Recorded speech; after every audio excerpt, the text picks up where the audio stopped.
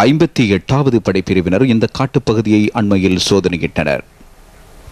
தற்கொலை குண்டுதாரிகளுக்காக நிர்மாணிக்கப்பட்ட சிங்கள மொழி பயிற்சி நிலையத்தில் இந்த யுத்த உபகரணங்கள் புதைக்கப்பட்டிருந்தன. 11 கண்ணிவெடிகள், 17 கிளைமோர் கண்ணிவெடிகள், துப்பாக்கி ரவைகள், கைக்குண்டுகள் உட்பட பல பொருட்கள் மீட்கப்பட்டன.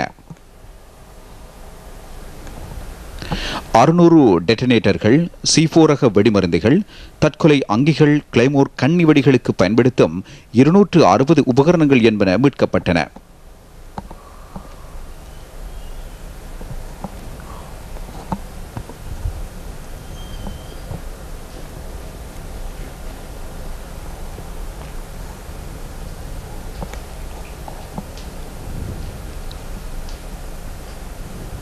பெண்களின் உள்ளாடைகளில் பொருத்தக்கூடிய வகையிலான தற்கொலை குண்டுகளையும் படையினர் மீட்டனர். அதேபோன்று தலைக்கவசங்களில் குண்டுகள் பொருத்தப்பட்ட தற்கொலை அங்கிகளும் படையினரால் முதல் தடவையாக மீட்கப்பட்டுள்ளன.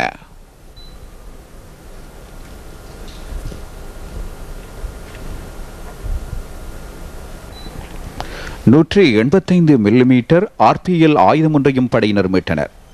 கொழும்பு உட்பட சகல நகரங்களின் வரைபடங்களும் மீட்கப்பட்டன.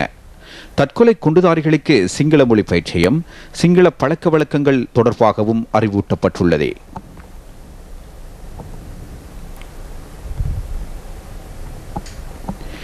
இலக்குகளை இலகுவாக அடைவது இதன் நோக்கமாகும்.